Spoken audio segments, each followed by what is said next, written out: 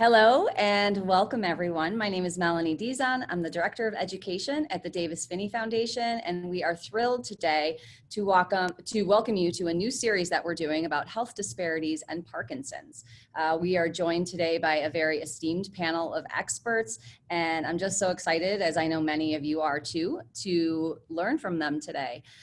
We're going to give each of them a chance to, well, actually David is going to introduce them a little bit, but right now I just want to help you connect name and faces. So I'm just going to say their name and you guys can all virtually wave to each other. So we have David Leventhal. He is our moderator today. He is a member of the Davis-Phinney Foundation Board of Directors, the director of Dance for PD, and he weathered some crazy storms to get here, so we're super glad to have him.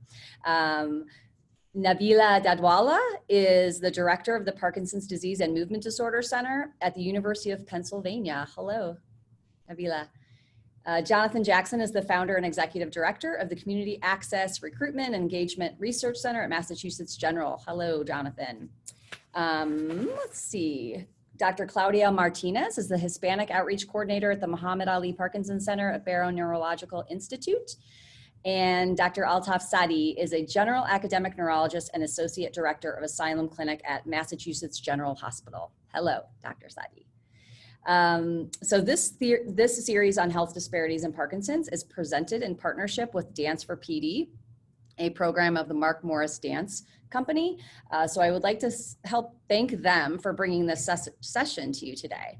I'd also like to thank Jenna Didel. She is our Director of Programs and Outreach, and she has been spearheading this initiative for us. And she has done so much work in contacting these experts and creating relationships with the people who are doing this work and really help us to learn what we need to do our part to eliminate some of the health disparities that people with Parkinson's face. So thank you so much, Jenna, for making this possible and for bringing this great group together. Thanks so much, Mel. And just to start off, it's really a great honor to be among such esteemed panelists and to be engaged in this fundamentally important conversation. The issues that we're talking about today have been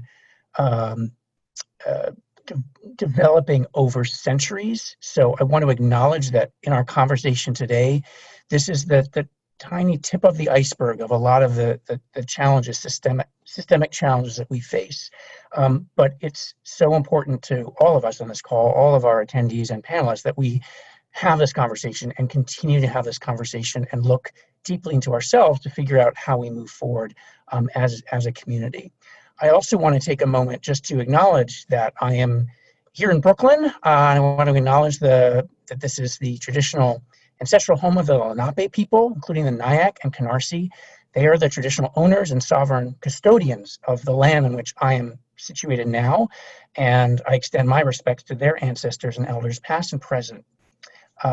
As we begin this important conversation around equity and disparities. In the Parkinson's world, where we're focusing today, we know that we see people at events and classes and clinics and support groups and programs that do not fully represent the diversity of our nation. And I think for a long time, we have noticed this, we have wondered why, but we have moved on. We are now recognizing that this absence is not an accident, right? It's not something that just is something out there that happens. It is not by chance. It is the result of deeply rooted systemic health and cultural inequalities, inequities, and disparities. And we are not satisfied with just noticing this anymore. We want to understand it, we want to learn from it, and we want to change it. So that's why we're here, and I am so grateful to all of our attendees for joining this conversation. And as somebody who leads dance classes for people with Parkinson's around the US, I witness inspiring participation from thousands of people living with Parkinson's, but a notable lack of racial and cultural diversity in those programs.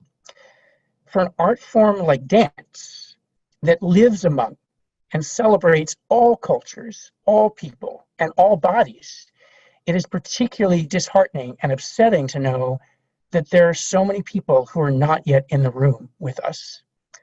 So I'm here, along with all of you, to learn, to acknowledge our past failures, to acknowledge the privilege that we have had in many cases, and to do better, to do much better. Just some data to start. 265 Black people die prematurely in the US every day who would not die if there were no racial disparities in mortality. That to me is a staggering number. I also want to raise one other number. There's a 4-year gap in life expectancy between white Americans and Black Americans. That's 4 years. We often hear conversations around access to care, that a lot of our challenges are about people from traditionally marginalized or oppressed groups not having access to care and the importance of increasing access. But studies show that it's not just about reduced access, it's actually reduced quality of care that results in a poor prognosis.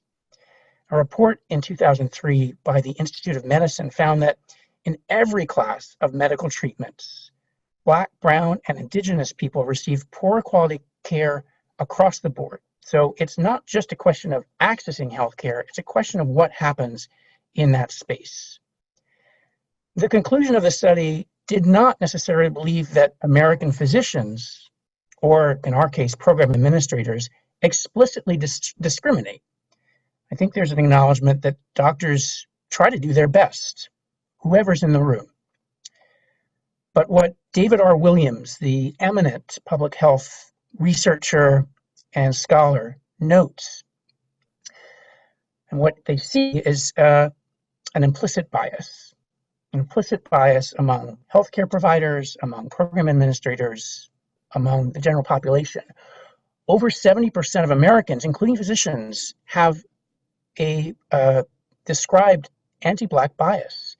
And as Williams notes, the first step is admitting that, quote, I am a prejudiced person because I am a normal human being raised by the society in which I have lived. So this is very much a part of sort of our culture of inequity. Before we launch into our guests' responses, I want to start with a poll. So I'm going to invite our friends from the Foundation to just post this poll here and just rate your level of understanding of health disparities in Parkinson's in particular. I'll give you a moment to.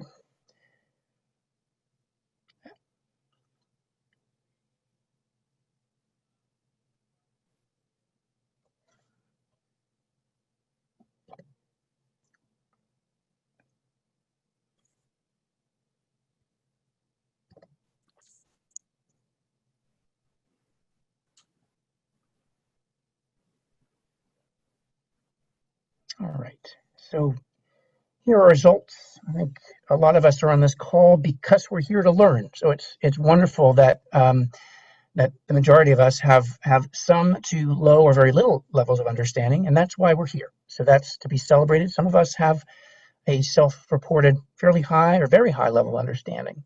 Great. Thank you so much for sharing that. It's really important for us as panelists to know where we're starting, and so we can frame our conversation around those lines. And Jenna, do we have another poll? Or is that it? I think that's good. Okay, we're gonna move forward. Yeah, just so. Okay, great. I have one more that you asked. Well, yeah. For some reason it's not showing up, but I'll do it. I'll do it in a second. That's okay, no worries. So I'm going to, I have lots of questions for our incredible guests here today. I am going to identify you once more when I ask you a question. So instead of reading through the list of identifiers again, I'm going to make it very fresh for our listeners. So when I ask one of you a question, I'll just, the first time I do that, I'll just repeat your affiliation. All right, here's the second poll, just so again we know where you're coming from and know a bit more about your relationship to Parkinson's.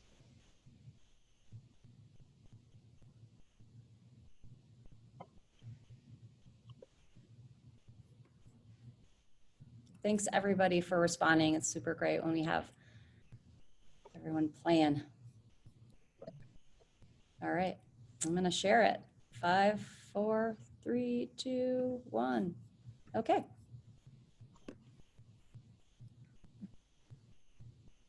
Right. So actually, the majority of people on this call are people who work with people with Parkinson's. We're here to learn about disparities and inequities as they exist in sort of the work context. Second to that, 38% of us are people living with Parkinson's, and we also have people who are care partners and people who have general interest in this. So whoever you are, thank you for joining us. I do want to mention that in addition to having some questions that I'm going to be sharing with our guests today, you will also have a chance to post questions in chat. So we will get to those at the end. So along the way, if you have a question that comes up, please feel free to share it with us. We will leave some time at the end of our conversation to do that. All right, so I'm going to start with a question for Jonathan Jackson. And as you heard in the beginning, Jonathan is the founder and executive director of the Community Access, Recruitment, and Engagement Research Center at Mass General Hospital in Boston. And you've become a well-known MGH representative to communities of color and dozens of affiliated organizations, particularly in the area of research. So I'd like to start, Jonathan, with this question of sort of how you define the term health disparities, what that means to you in your professional practice, and how you would share that explanation with us. Sure. Wow. And starting off with a big question, and one that is not without controversy. So I'm going to answer this question from my own perspective with full recognition that others on this panel may choose to define this term differently. So for me, what is really critical at this point in time is differentiating health disparities from health inequities.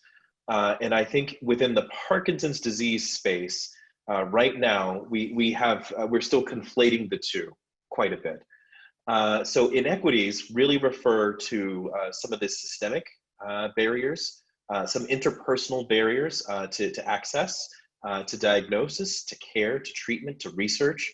And we have to acknowledge that right now within the Parkinson's field, our understanding of disparities, which are perhaps defined as more essentialized differences between groups in terms of rates, rate of progression, and ultimate outcomes related to Parkinson's disease. So right now, within the Parkinson's space, we wrap all of that up and sort of define it as a disparity. We know that if your skin color looks like this, you may have a higher or lower rate of Parkinson's.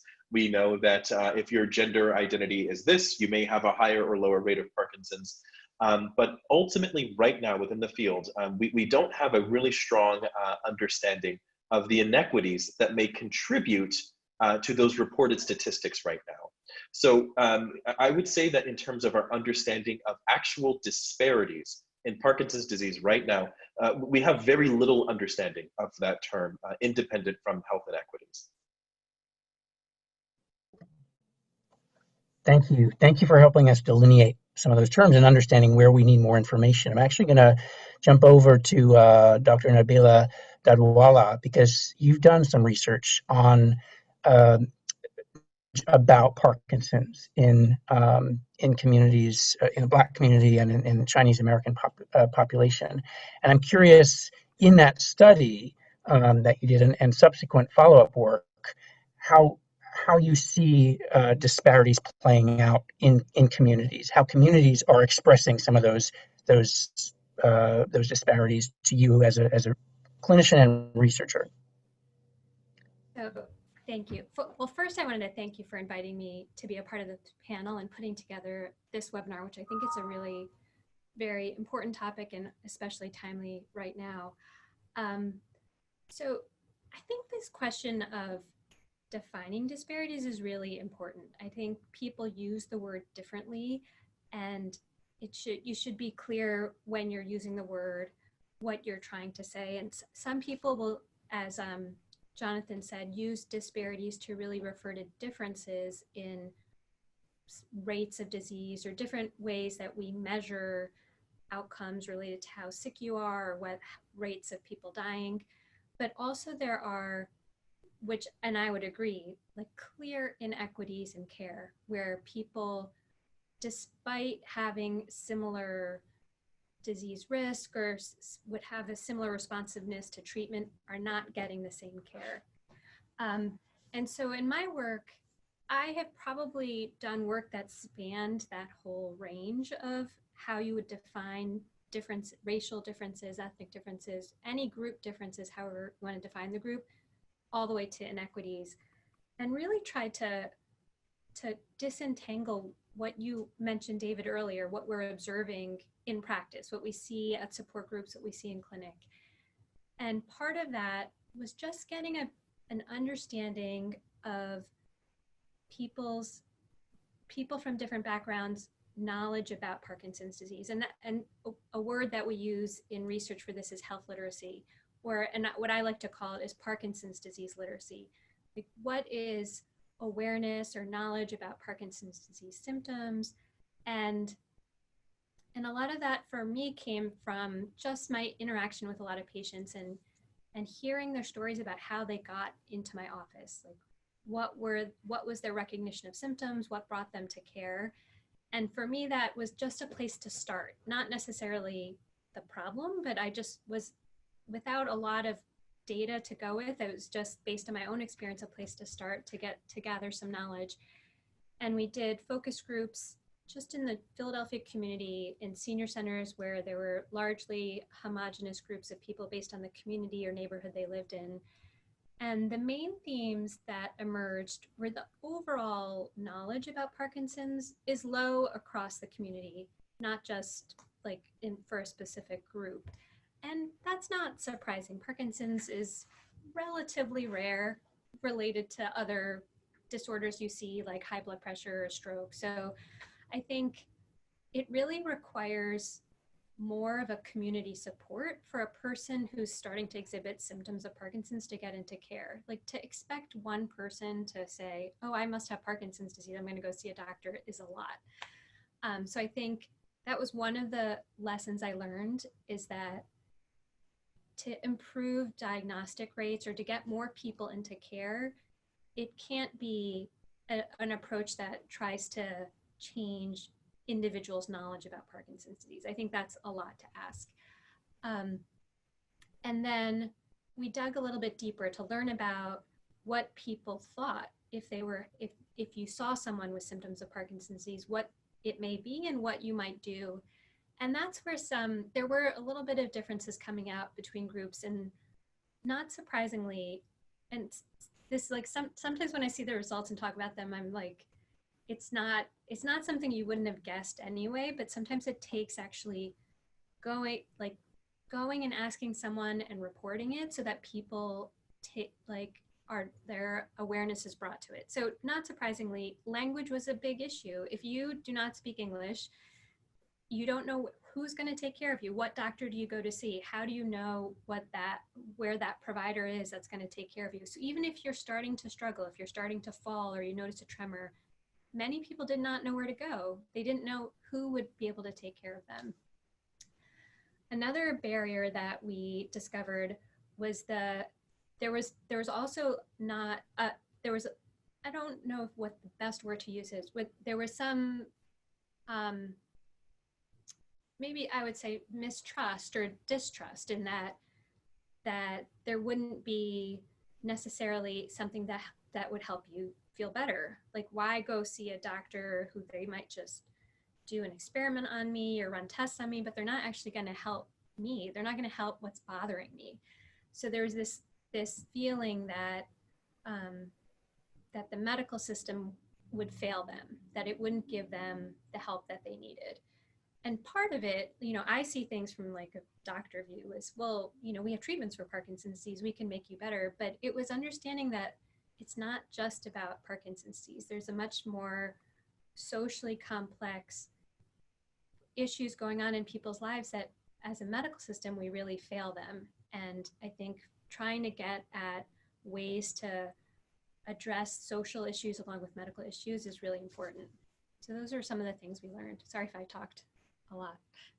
Thank you. I actually want, that's such important information. I want to continue that idea of uh, perhaps putting it under the umbrella of trust and relationship building between the medical world and people living with Parkinson's, because it is such, it's more than just that I have the information and can treat you, but how do we develop relationships that are based on trust, and strengthen those relationships. I'm going to turn it to Dr. Claudia Martinez and to see whether, Claudia, you've seen similar issues in the community that you're working most closely with, from the Muhammad Ali Parkinson Center in Phoenix. Are these, is what Nabila is talking about resonant for you in terms of issues of trust and really understanding the whole picture of how people are interfacing with medical care?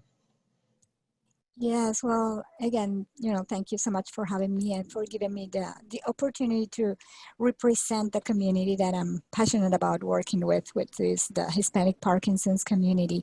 And I totally agree with Dr. Nabila on what the barriers that she described are similar barriers that we have encountered here when working with the Hispanic community. And I could add some more, actually, but even like when, for example, Dr. Nabila mentioned language, that's, still a big barrier for the Spanish speaking community as well. But I think even we need to understand a little bit further that because many times what I see is that organizations make a huge effort, for example, into translating materials and making them available in the language of this population that we want to help and reach out to. And that's great, but we need to make sure that to understand that it's not enough, because many times people think, or organizations think, okay, this is it, or this is what we need to do, and then everything is going to be much better. And it's just a first step, because to me, it's what really impacts people is what you were describing as that trust is built around understanding not only their language, but understanding their culture, understanding the environment that they live in, understanding where they come from. So that's something that goes beyond language, and that really helps trust. To give you a clear example, when I started, I think something that was really helpful was to be able to develop a program that understood that needed to go beyond providing translated services. So I told the people that I work with that was important, but that was just a start, because I couldn't translate services. I could translate materials, but I couldn't translate services because that wouldn't work, or translate programs. So what I told them is, like, we need to understand the culture and start it by myself. Even though I'm a Latina, I was born in Colombia, raised there. Until I was 34 years old, I moved to the United States. I was very mindful that the Latino culture is very diverse, and many times we tend to put everybody from, let's say, the African American community, the Latino community, the Asian community, as this big umbrella that's supposed to give us like an understanding of all of these people, and it's not like that. I mean, there is a lot of diversity that you need to be mindful of in order to be respectful and in order to build that trust. So I'm a Colombian, and I came to work in a Latino community in Phoenix that is built mostly by people from Mexico or from Mexican descent, as well as from Central America. And I knew very little about them. So the fact that I'm Latina, I didn't immediately think that, I know everything that I need to know about this community.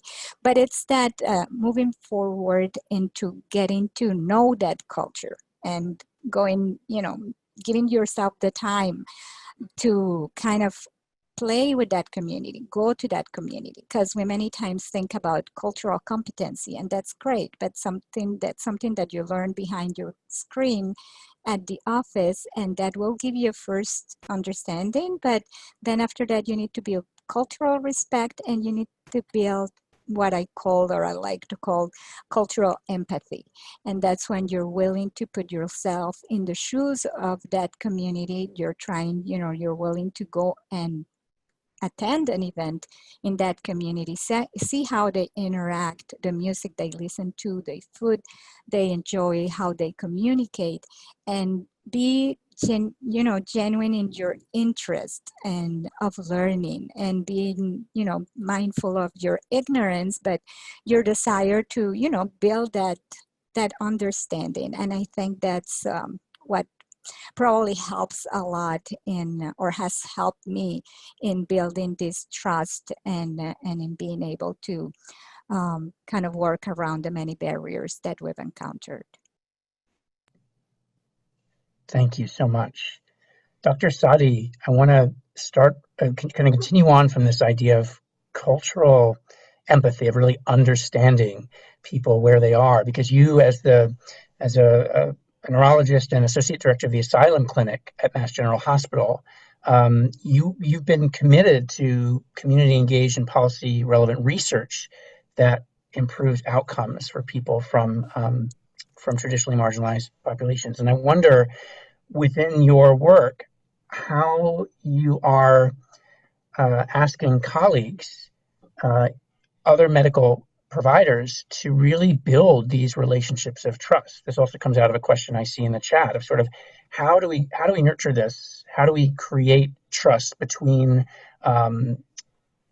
medical or community partners and the population? Many of whom are coming in without English as their primary language, and perhaps coming in with different cultural understandings about healthcare and medical care. So how do we bring all this together to develop relationship of trust? Claudia gave us some ideas. I'm curious, in your practice, how you've seen that work. So thank you, and for the invitation to be here and for this wonderful conversation already. The few things that I was thinking about, I guess I start off from the place that patients are not going to have trust in me, and that I have to earn that trust. And I think that's sort of my starting point. So my work, just to give you context in terms of the asylum clinic, so these are individuals who have fled persecution in their home countries, could be from across the world, and we conduct either medical or psychological evaluations to sort of help them with their asylum application. There have been studies, and a lot of them have been subject to physical violence, have been exposed to violence in different ways. And there was an interesting study that had looked at sort of asylum seekers and survivors of torture, and they had sampled, I think, something short of 500 people, and they had found that around a third of them had a doctor that was sort of involved in their care, who was either sort of supervising or involved in some way in terms of their exposure to violence, so either supervising the torture that they endured, or they went to the hospital and sort of there was no acknowledgement of this experience, this very traumatic experience that they had by the medical professional. And so I remember reading that, and sort of really has shifted my view of how I think about my role as a doctor, and sort of starting from the place that people are not going to have trust, and then I'm going to have to earn their trust over time.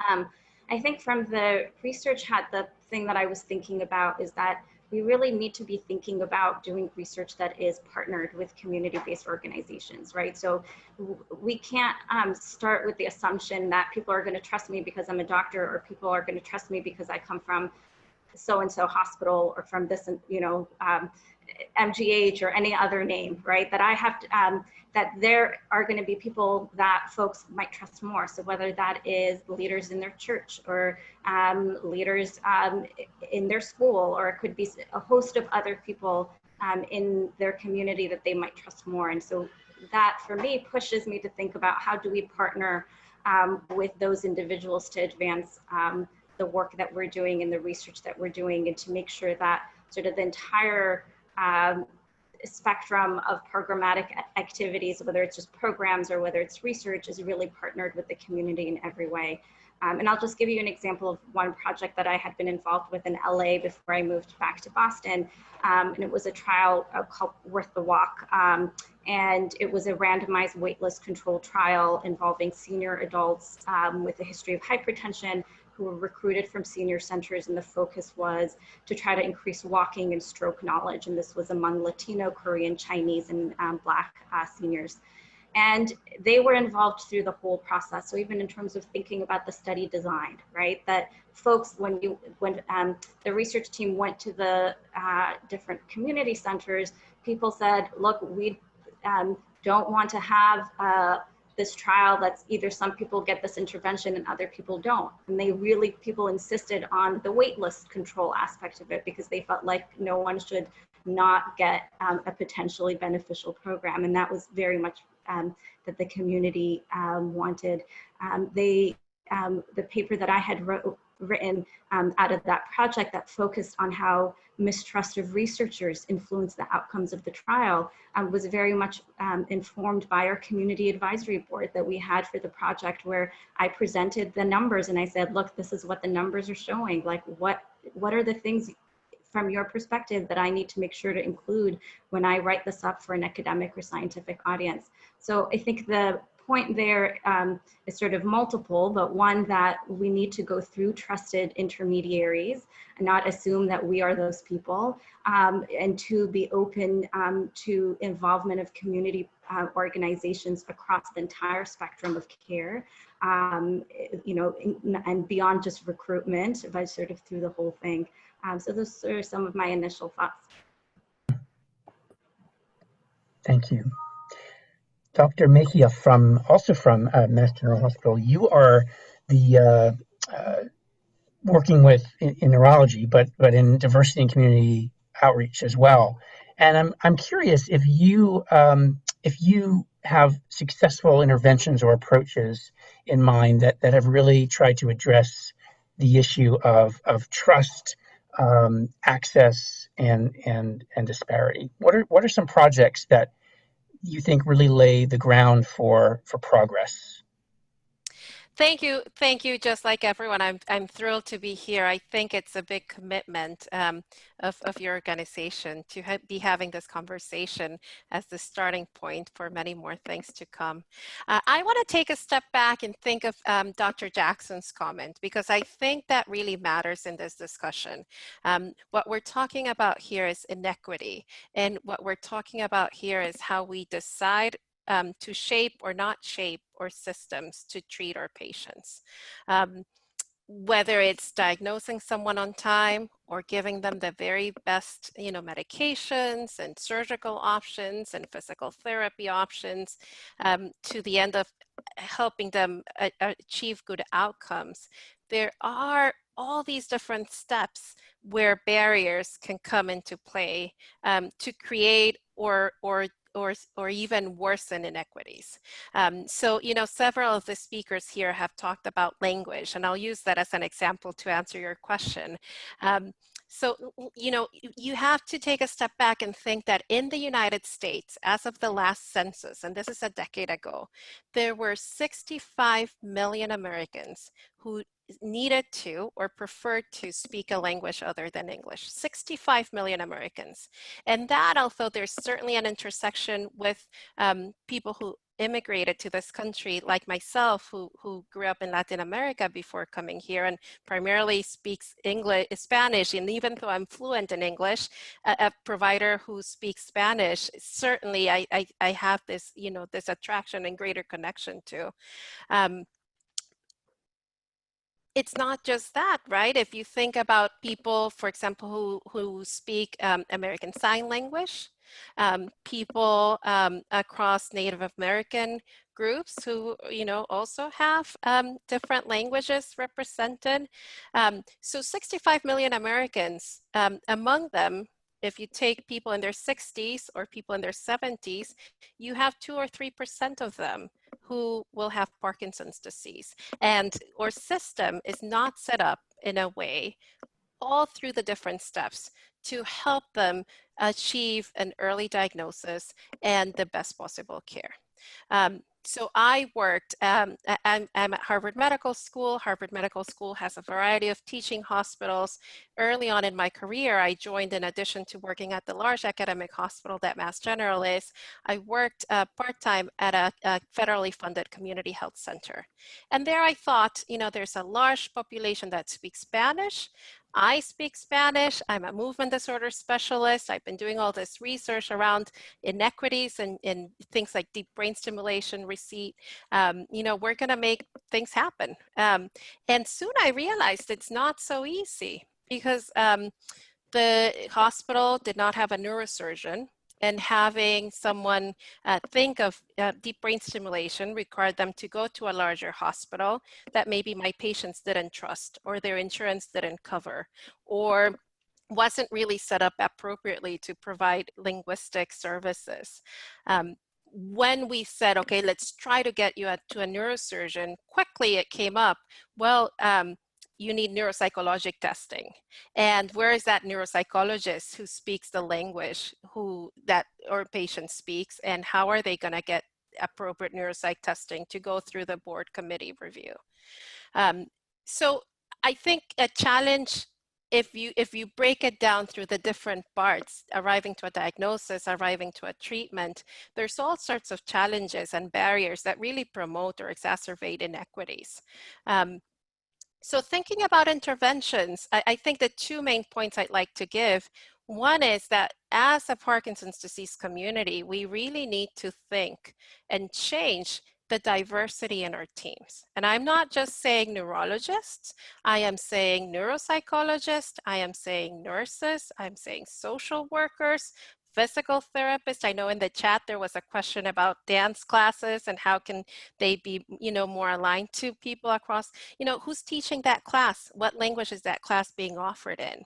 Right? So across the continuum, we need a greater diversity, racial, ethnic, linguistic, gender related, so that patients have a different experience. When it comes to clinical research, the same thing happens. We've done research around inequities in clinical trials, and we've noticed that principal investigators who speak languages other than English tend to be more mindful about translating all their clinical research forms into other languages and recruiting people across languages. So again, I think, you know, I think it's important to take a step back and think of what Jonathan Jackson was saying early on. What are the systems in place and where can we intervene effectively? There is a neuropsychologist at Mass General, Jaquel Quiroz. She's Latina, and she created something called Mundos. And finally, I'm answering your question, which is what are some successful interventions? So Mundos is a multicultural neuropsychology clinical service where there is neuropsychologic testing offered in Spanish and other languages, and where there is training of neuropsychologists who speak Spanish and other languages. And I think that we need more of Mundos types of interventions to really move the needle. Thank you so much for that comprehensive answer. And for stepping back, I think it's important to always approach that sort of question about current interventions from more background, from more understanding of how we get there, why we need it. And actually, I want to step backwards. I want to go a little bit back to the conversation around trust. And I want to go back to Jonathan for this one, because one of the challenges we have is sort of how do we get people to take that first step into doctors' offices or physical therapist offices, wherever we're talking about, or a dance class, even to begin that trust. You've mentioned some of those ideas already around making sure that our teams really reflect the communities that we are working with. But I'm wondering if there are some more ways that we can really try to create that sense of trust to get people in the door, because there's a lot that we can do, but if we don't know that people are out there and we can't connect with them, there's very little. Yeah, I think that's certainly true. This is a tough question, and the reason why it's tough is probably not for the reason that you think. the reason why it's tough is because I have learned that when it comes to trying to bring in folks who have not been part of the workflow and the system that you've already got going, trust is not where you begin. You begin with empowerment. You begin with partnership. You begin by determining a clear return of value for the audience, for the individual, for the community, for the neighborhood that you're reaching out to. And what you have to do is you have to build a workflow from there. So there are so many questions coming in the chat about, how do I get more diversity here? Or how do I get folks there? The number one thing that you have to do is stop, take a breath, and you have to realize that the question that you're asking is not one question, it's like 19 questions. Because the truth of the matter is that everybody who has any trouble with diversity or recruitment, and the null hypothesis is that you do have trouble with this. So that's the assumption. Everybody that has trouble with this has trouble for different reasons. It could be because nobody's aware of your program. It could be because no one can get to your program. It could be because people think your program is useless. It could be because they think the program is great, but for some reason, it's just not for them. There's a question that came in that was really making me think about, that says, do you ever think the focus on language and ethnicity could compromise getting the best physician? Now, that is a question that has a lot of assumptions embedded in there. The assumption is that, number one, that there is a best physician out there, that there's a number one physician, ranked number one in the world who, gives the best quality care to every single person, no matter where they're coming from. Not true. The best physician is the one who can understand you, can understand what's important to you, and can connect you to services, to medications, to treatment, and can build a plan with you that takes into consideration all of the contextual needs and desires that you have. And there is not one person, there is not one institution anywhere in the world that's going to get that right for everybody. So when we talk about the focus on cultural competence, when we talk about the focus on language and ethnicity, it is not separate from your knowledge as a practicing neurologist. It's integrated with that. And so if you are trying to build trust, if you are trying to reach out to some of these communities, the first thing that you got to understand is, what are the barriers? If you look at the extant literature in Parkinson's disease, which I've done, I've recently wrapped up a study that looked at a lot of these problems extensively, and maybe we'll get to that later. But the bottom line is that the barriers are well documented, but it's impossible to know which barriers you're facing and how those barriers interact without a careful examination and analysis of what's going on within your center. So you need to understand, where's the bottleneck within your group. Because maybe you've got people coming in the door, maybe you've got people in your clinic and you're just not seeing them because the way that you ask questions about participation in research, or reaching out to serve on patient family advisory councils, or referring people to dance classes. Maybe you only refer people who ask, and there are a lot of people who don't know how to ask. So we have to understand what those barriers are, and what you're hearing from all the panelists is a variety of solutions that have worked really well in the context where that person is in, or where that group is in. So in some cases, you simply just need translation.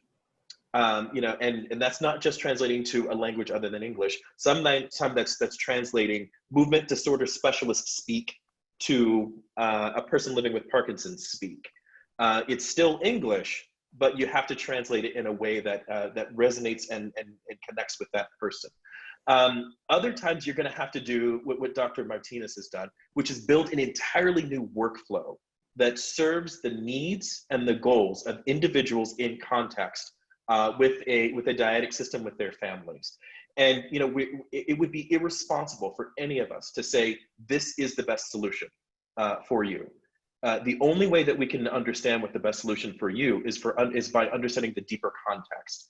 And if you are not prepared to take that step for yourself in reaching out to some of these communities that are connected to you, in terms of reaching out to a more diverse and available patient set, in terms of just reaching out to more women, if you don't have women that you're seeing that are living with Parkinson's disease, that has to be the first step. So, when we are giving advice, the first thing that I really need to caution is you need to understand the barriers, because when you go to the community and you can say, we want you to be involved, you really don't want to run into the situation where you're saying with one hand, come join me, be with this. And with the other hand, you're saying, hey, whoa, hey, hang on, your insurance isn't right. We keep bankers hours. You got to bring a study partner with you. You certainly have to pay, between $40 and $50 for parking every time you're coming near us. So we don't want to send those mixed messages. So we really have to do the internal work first, recognize what those barriers are, approach trusted community members, and offer partnership, offer incentives, make sure that it works and is valuable for them. And we're not doing this just because we want to see more brown faces, and recognizing, what the value is there. So, again, my response is all over the place because the answers are all over the place. There's not going to be any one size fits all solution. But if people can be more specific and detailed about a barrier that they're trying to overcome, the barrier can't be, we don't have diversity. That's not a barrier, that's several. If you can be more detailed, then, I think, could potentially offer much more concrete advice about how to build empowerment, how to build trust, how to build connection and partnership, and all of the things that I think we want, that we are well intended in terms of what we want to do, but are ultimately falling short. So the workflows themselves, the approaches themselves are so localized, really. They're very specific to individual communities. They have to be, yeah. With that in mind, what can the Davis Phinney Foundation or other national organizations do with that knowledge, right, that can move these changes forward, start to remove some of the barriers that are there, but in a way that understands and respects the very local dynamics and ecosystems that are present in that? I'm going to throw that question to Nabila, in terms of sort of what can organizations do that are focused nationally and focused on sort of policy change and big picture issues? How can we support the kind of local change and barrier removal, or at least strategic analysis that needs to happen on the very local level? I think what, like, an easy answer would be to invest in local communities, and really strengthen the systems that are in place there. I think things that would cross communities, though, is, I think, having a stronger, as we're seeing right now with COVID, a stronger public health infrastructure to really that would cross diseases. It doesn't have to be specific for Parkinson's disease, but really a stronger community health setting for people to receive the services they need. And they might not all be medical services. Like, one thing that we spent some time talking about is language, but we haven't talked as much about race and the inherent racial inequities that are present throughout our society, not just in healthcare, but lead to poor health outcomes with biases that we have within just ourselves as individuals, but that are like systemic throughout our healthcare system. Our healthcare system works really well for a group of people, but there are a lot of people that it does not work well for. And to really change that system, I think, needs to be done at a health policy level. So I think advocating for changes in how we deliver care, having a little bit, I think, really more interaction between the medical and social services. I think we can't have them so separate, because so much of the racial inequities are tied to socioeconomic status. And we can't ignore poverty and unemployment and lack of childcare, and how all of that coalesces and more into how people are able to see their doctor, take their medicine, or pay their co-pays. So I think, and there's even more. I think there's another whole big surge on telehealth right now with COVID-19, and I think that is an opportunity to improve access, especially for people who may be geographically or remote or more rural. But again, we have to think about how can that work for every community. and I mean, I haven't seen the data yet, but I'm sure it'll come out that there's going to be, again, inequities, who can access care through telehealth. So I think that would be another avenue that the foundation could, you know, advocate for more resources, investments in communities and the public health infrastructure, personalizing the care, as Jonathan was saying, that really every intervention or every approach needs to be personalized for the context that we're dealing with. And if we can really, if everyone, I think, puts their effort into it, I think we can change the way our current system is built. Thank you.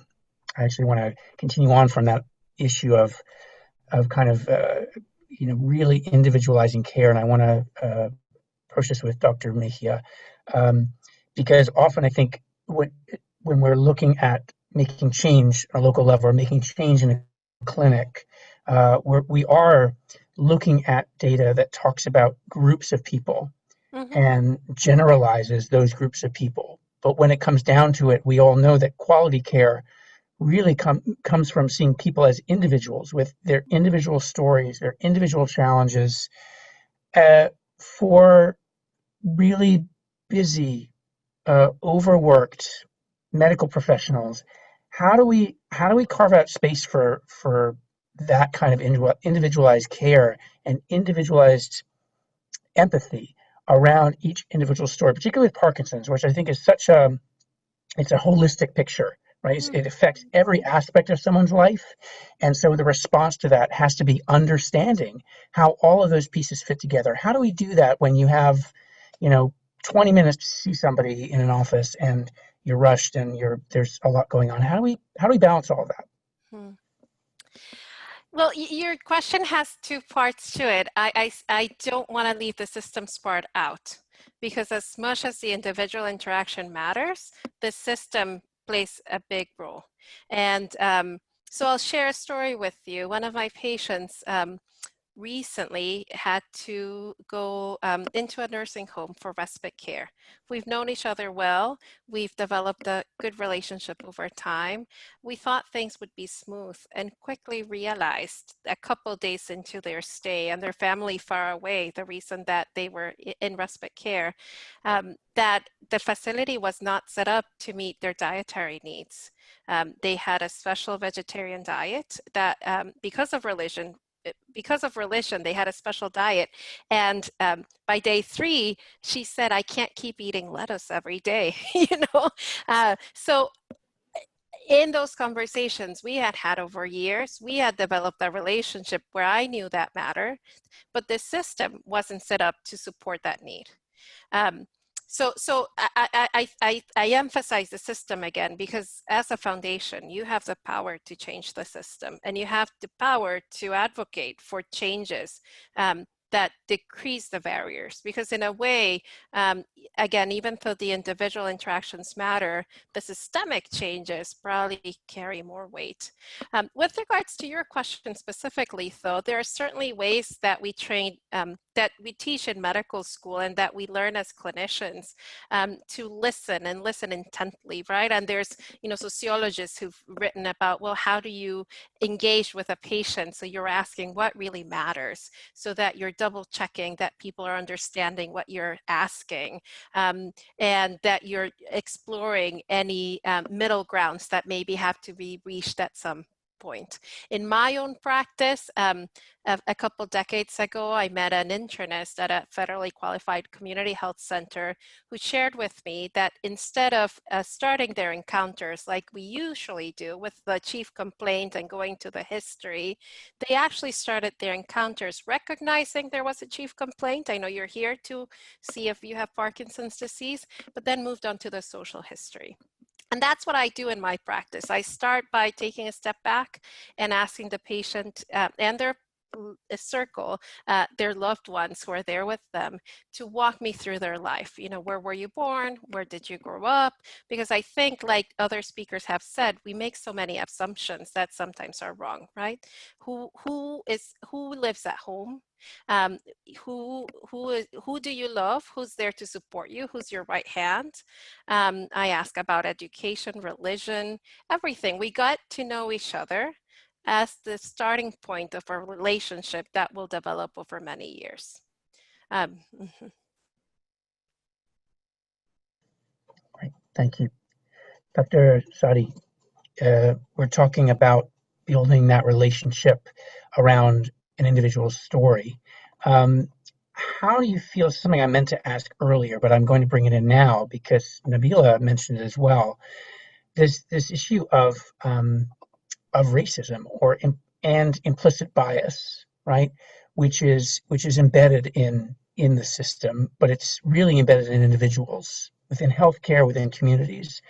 How do we go about challenging that implicit bias, and which is a big question, and how do we, what are the best ways that we can inform, educate, corral people into really acknowledging their implicit bias? It's hidden because they may not even know it's there.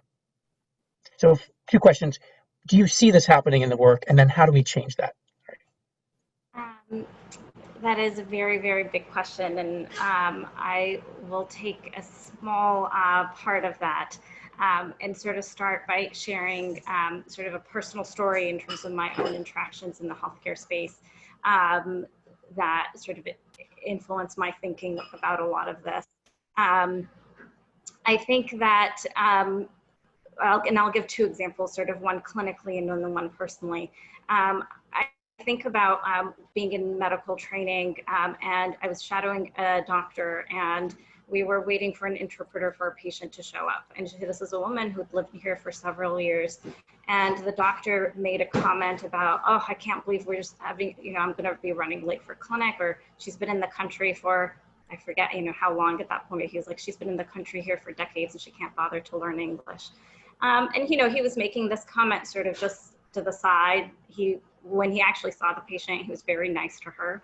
But I think it was sort of, for me, it was like, well, he's having these thoughts that in the back of his head that he may be verbalizing or he may not be verbalizing. A lot of times people don't verbalize these thoughts, and that without a doubt, they sort of have an impact on the care with that particular individual. So whether that encounter has more judgment in it, or that it might be shorter, or there have been studies that show that even when sort of breaking bad news, physicians might be less likely to offer a comforting hand or to touch the shoulder of the patient.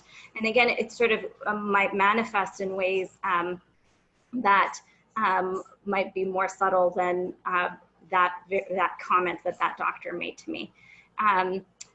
And I think the point that I sort of want to make to that, and I will then sort of share the personal story that I wanted to share, but is that when we think about sort of whether it's implicit bias or sort of all types of biases, that we really need to be thinking about it in every encounter that we have, that it can't be an afterthought. It can't be sort of this 1 hour session that we're going to have that's going to be about disparities. It can't be in our medical training where you have one class or one lecture on it. It really needs to be incorporated into thinking about everything, every encounter. At sort of at every point, we need to be thinking about how could bias be playing a role? How could structural issues be playing a role? And then the personal example that I want to bring up was one that I had with my father. When I was in medical school, he was diagnosed with cancer, and I remember going to a lot of appointments with him. And we're a family of immigrants, but my father is fluent in English as I am, studied and has a PhD that he studied in the UK. But we would show up to these appointments, and there would always be an interpreter there. They would wait, the doctor wouldn't even start talking to us, and he would see either me or my father and would just not saying, he'd be like, oh, I'm waiting for the interpreter. And we would constantly be like, we don't need an interpreter. I'm, fluent. My father's fluent.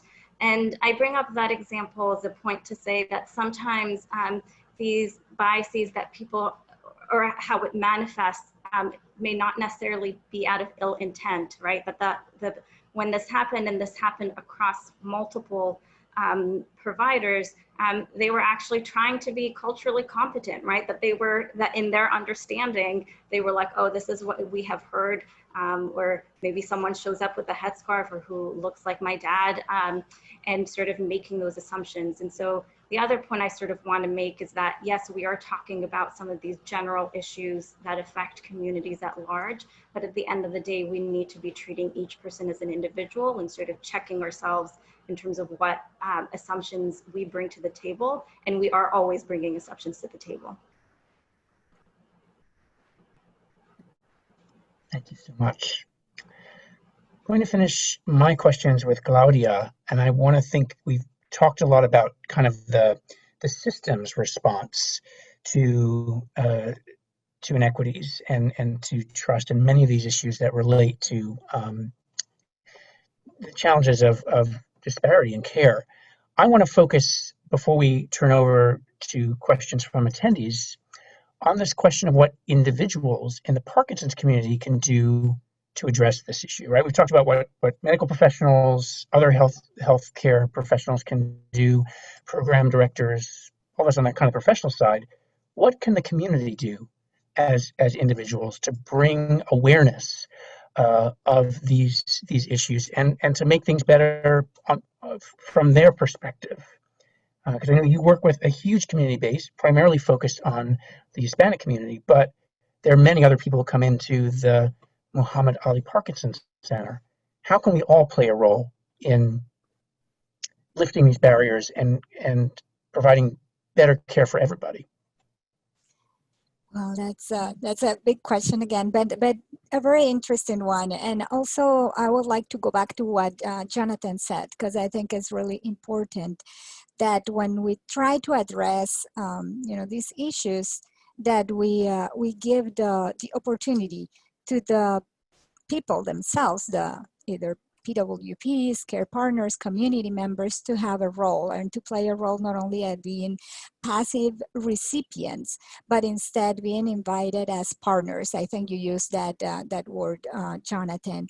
And many times we think that, we care so much and our intentions are really, really good, but we are trained many times to be providers, right? That we need to bring and give, and people are there just to receive, right? Because we've been training what are the best practices and what that they need, but definitely needs to be rethink the other way around.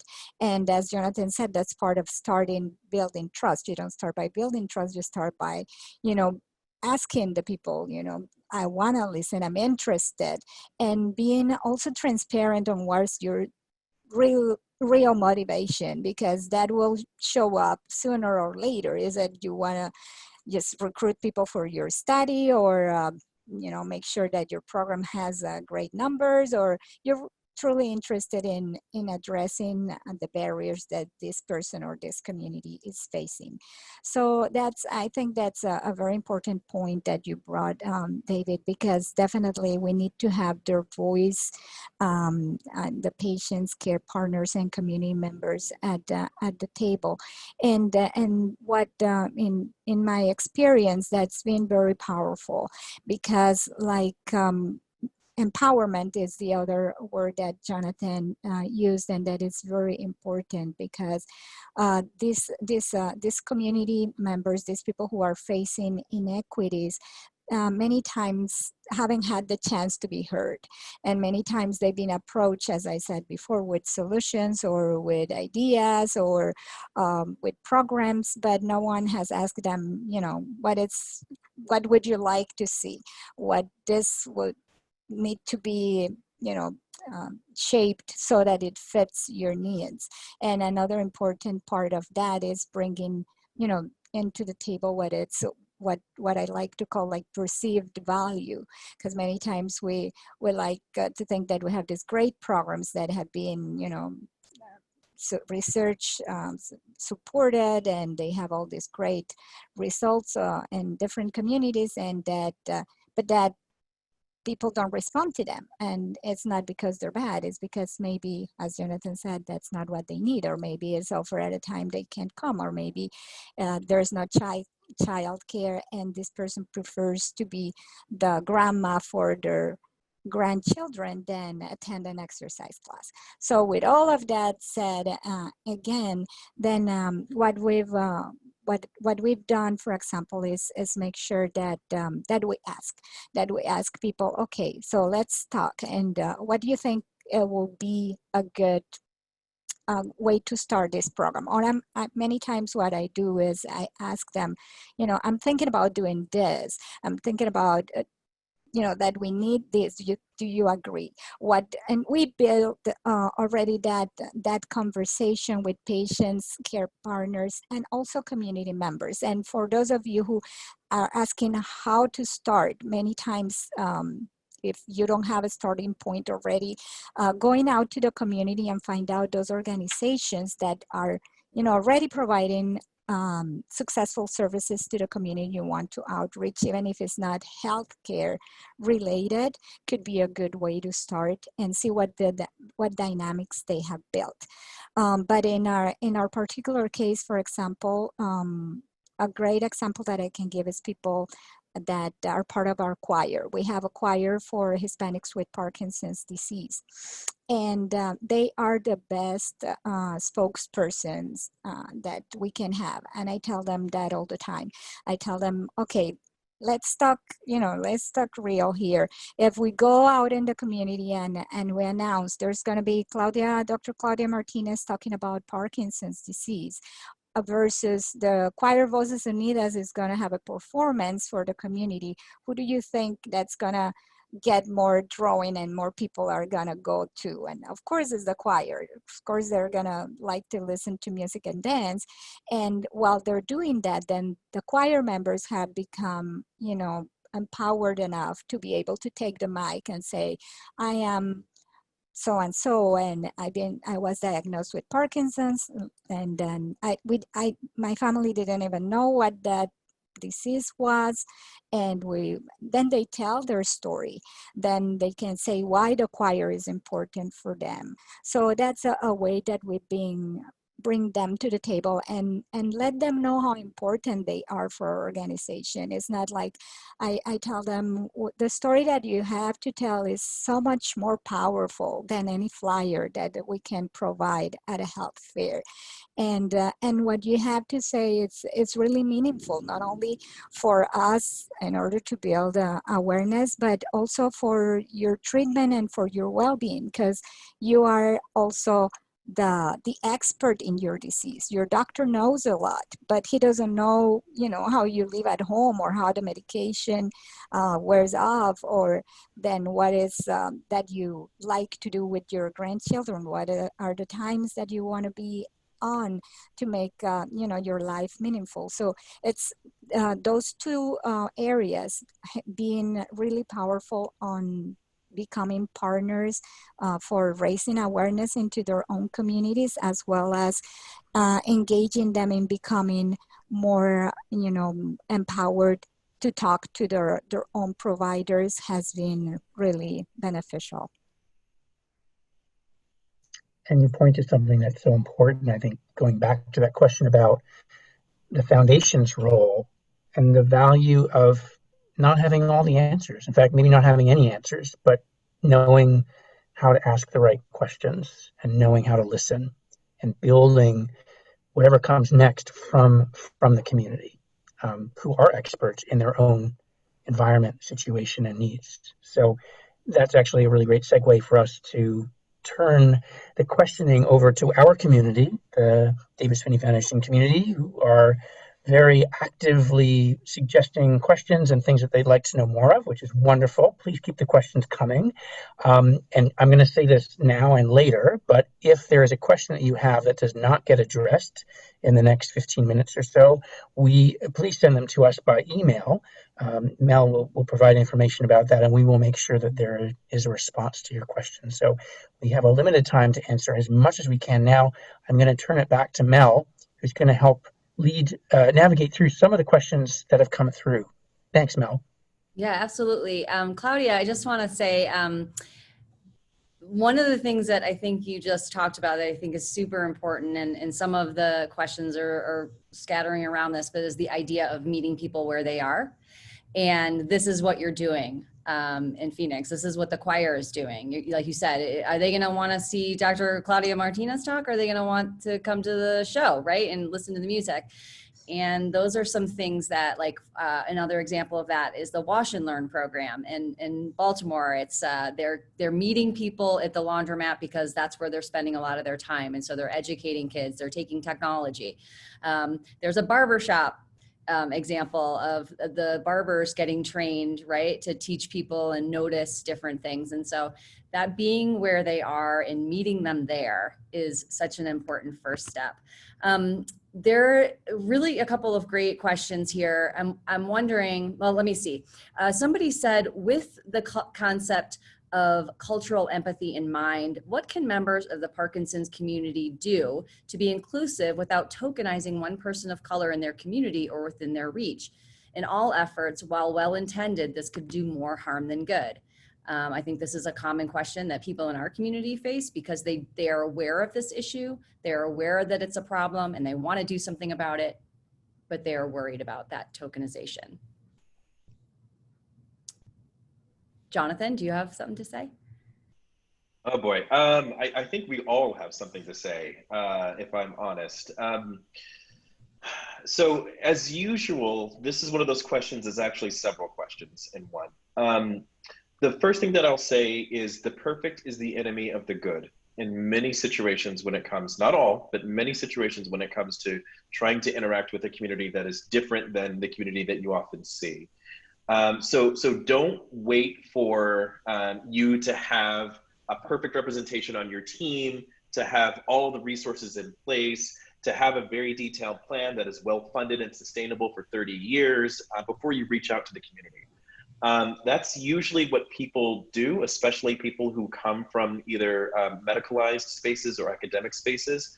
There's I think, again, a well-intentioned push to not be perfect, to get things, just right, and to not be offensive in trying to reach out. What we do recommend is to be vulnerable, is to recognize that you're going into a space that you don't know a lot about. And certainly bring your intention with you, but recognize that there may be an impact that's different than what you're looking for. So there's a bunch of questions that came through of like, how exactly do we do this? It starts with a conversation. Find somebody you trust. If you don't know anybody from that community that you can trust, then you might have to do a cold call and you might get it wrong. But it is still very much worth doing. What's important to do is to take the advice that Dr. Mejia said, when she was talking about patient encounters, and bring that into whatever interactive space that you're mentioning. Do not make assumptions about how the conversation is supposed to go, how the flow is supposed to go. Don't make an assumption that the end of, that somebody should be grateful that you're there. You have to recognize that it needs to be a conversation where they can say no, where they can, you say, let me think about it, come back later. They can say, I've had terrible encounters, go away, never come back.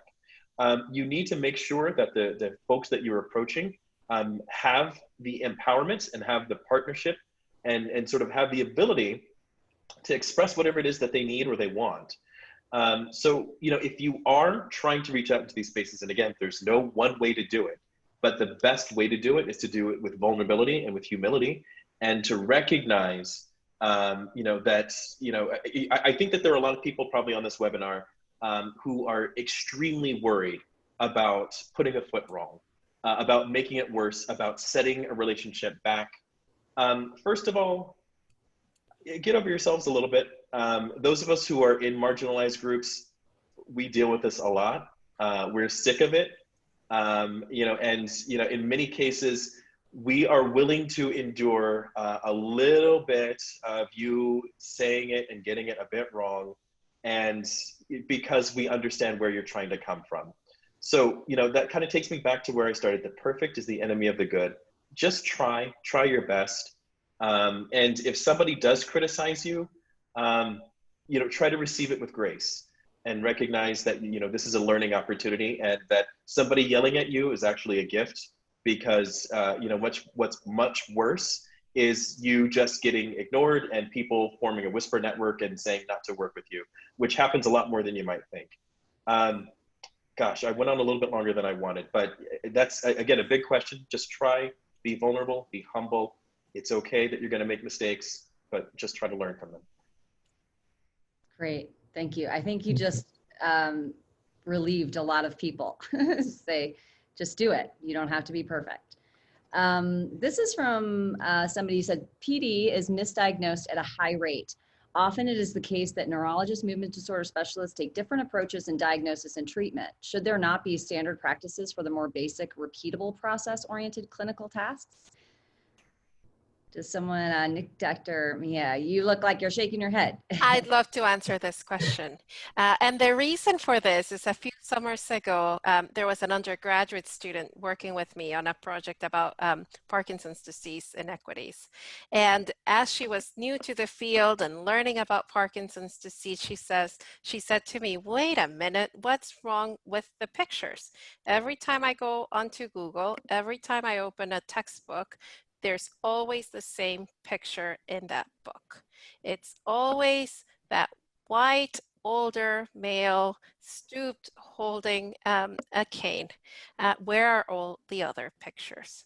And when I listen to your question, and I think of how we teach medical students about Parkinson's disease, how we teach residents and even movement disorders fellows about Parkinson's disease, we need to change your imagery. And I know that several of the Parkinson's disease organizations have done great things around, changing the pictures on the websites. And I think that makes a difference. But again, going to the structural about what are the images that we use to teach, and what are the images that we share with our patients. I can tell you of many of my younger female, Black, Latino patients who were given diagnosis of malingering, psychogenicity, multiple sclerosis, a variety of other things, because I think that picture frames us.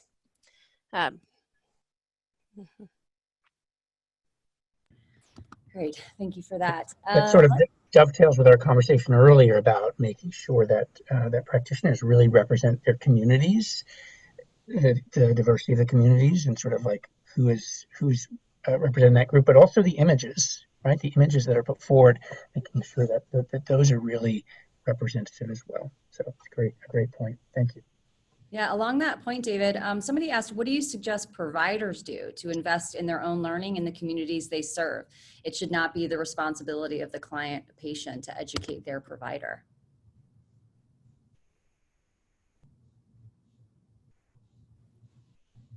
Does anybody have an answer for that one? So, I mean, one thing that you may have already heard about, but that Penn has is this community health worker program, which has been a really great program to bridge that divide. So that it's started by Shreya Kangovi, who's an internal medicine doctor, and she saw this gap in care, that there was a very diverse population that was within our community in Philadelphia, but providers have their own individual experience that may not, will definitely not span the diversity of the people we see. And the challenges that many of our patients face are across a lot of different domains, not just in the disease that we might be treating. And so she developed this program that has been, community health workers have been out and used for centuries, but has now just, I think, got a little bit more attention. and trained people from communities where the patients that we're taking care of live to bridge that divide. So providers can, still do what we're good at in terms of we can still connect with patients, we can still listen to them. I think we need to, in general, talk less and listen to what people are telling us and make recommendations for care. But the community health workers can follow up with what's going on, can help with the patient get to their appointments, can help the patient troubleshoot the other problems that are happening, and kind of, if there is a cultural divide or a disconnect between the provider and patient about where those barriers might be for receiving the best care, that the community health worker can be that person who can talk to the provider and the patient, help navigate that. So I think that's one possible solution. Obviously, I think providers should always try and, do their best and be as educated as possible about the community that they serve. But it can be a lot. I mean, there can be very many members from a lot of different communities that we are treating, and to necessarily be the expert in all of those would be a lot. And so one solution is to have community members take on part of that role and share it with us. That's great. Thank you. Yes, Claudia. I would like just to briefly add that to what Dr. Nabila said, that we also use that model, the community health workers model, and has been really, really beneficial. As you said, as a model that's been in use for many, many centuries. And here in the Hispanic community, we call them promotores. And it's really a wonderful way to integrate, the knowledge of the community. And we have a promotores program for Parkinson's that has helped us not only build that bridge, but also educate our own providers many times for them getting to know all not only the aspects related to Parkinson's, but as we said before, related to the family and the community involvement. And promotores are a wonderful tool, and you don't need to find them that are necessarily related to health, but they're just lay people who are part of the community where they live in, and they have a passion for not only empower, but also the betterment of their own community. So we've found that they're wonderful partners, even if they're just faith-based or have to do with any other topics related to their community. And they're willing to learn, and they're willing to learn more about, there's Parkinson's disease and what resources you have, because we're all, another way that we've been successful at approaching it is also trying to be mindful about, it's not just about our program, but it's also about what they have to offer. So then, okay, so what is that your promotores organization do? The community health workers are a wonderful resource for us, because when we need to keep in mind that when we're serving, these communities that need, is not only providing services that are related to healthcare, but to many other areas that they might be having barriers or issues with. So keep that in mind. It's also important. Right. I think that goes along with, and I'm sorry, I can't remember who said it, but we need to go through trusted mediaries. This idea that it has to come from the MDS to go to the person with Parkinson's is a big gap. So if we can use these community health workers, then it is going to address everything, not just Parkinson's.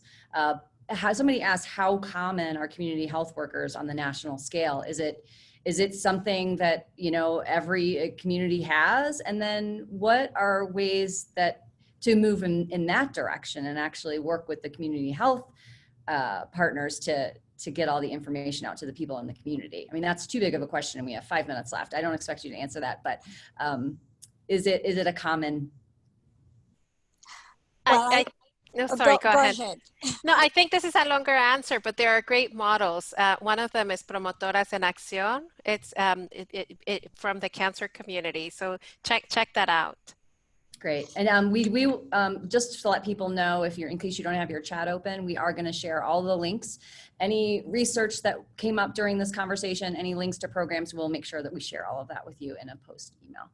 Claudia, did you have something else to say? Yes, I just shortly wanted to add the vision and commitment of Visión y Compromiso.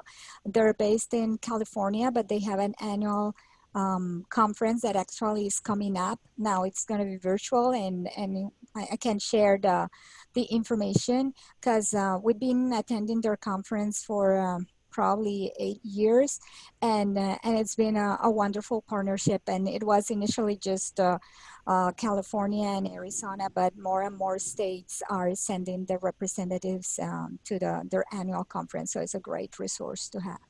Great, thank you. I'm going to do a quick close, and then I'm going to hand it over to David because I know he's got something he'd like to say to end everything.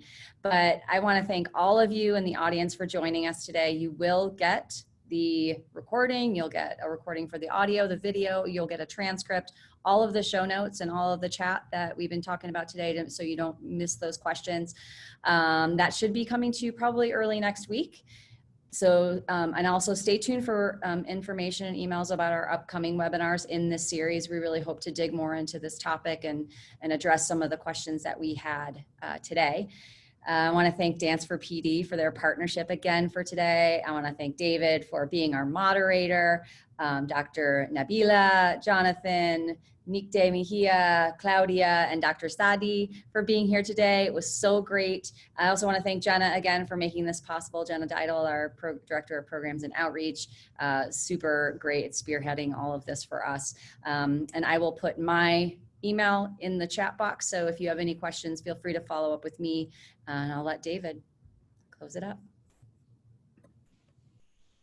I want to echo those thanks and echo the gratitude that Mel expressed to each and every one of you who joined us as panelists, and also to all of you who attended the webinar as participants to learn, to listen, and to understand this very complex landscape. I also want to encourage all of the participants to send in questions or ideas that you would like to see us cover in additional webinars in this series. We have a few ideas that I've talked about with Mel and Jenna and other members of the Davis Phinney team, but we're as Claudia said, we are very open to your ideas, your suggestions and questions, things that you would like to know. So please send them our way so that we can include those topics in the series. We will also be sending a follow-up email that has some organizations listed that provide opportunities to learn more, but also to donate to support this important work in communities around the U.S. I encourage us all to keep having this conversation. I encourage us all, as Jonathan said, we don't have to get it right the first time. We have to listen. We have to be humble. We have to be able to be vulnerable. As the Australian Aboriginal activist Lila Watson said, if you've come to help me, you are wasting your time. But if you've come because your liberation is bound up with mine, then let us work together. So we are all in this together. We're all looking for a more just, fair, and equitable society, and we want to work together to make that happen. We on the foundation side will be working to ask the hard questions and to draw out some of the incredibly informative and guiding answers that we had today. So deepest thanks to all of you, and I look forward to continuing the conversation and to continuing to learn. Thank you. Thank you, everybody. Thank you. Thank you. Thanks so much.